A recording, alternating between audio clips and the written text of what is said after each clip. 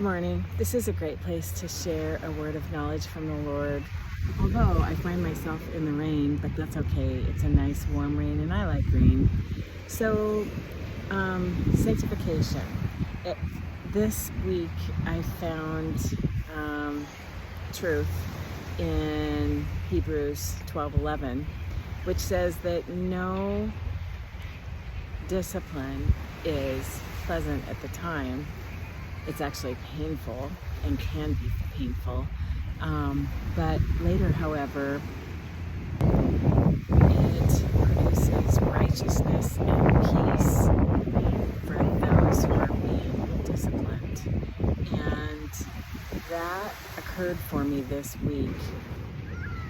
I found myself right in the midst of sort of a Mean Girls attack. And I felt pretty justified in my resentment and not interested in forgiving, but God. So I was listening to a friend's podcast in this past week, and she was interviewing a woman who was called to forgive somebody who murdered her son. I believe he was stabbed something like 17 times. And she said, this is what really shook me, is she said that it took her weeks to forgive.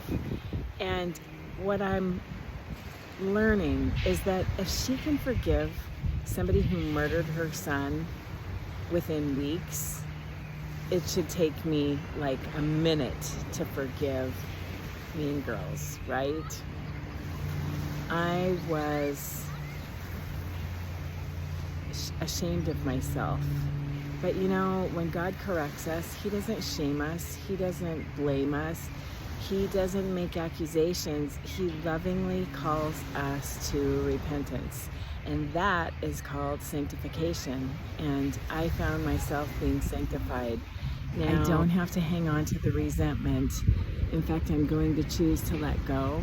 So knowing that I am called to be holy because He is holy, I set my sights on things above. I choose to forgive.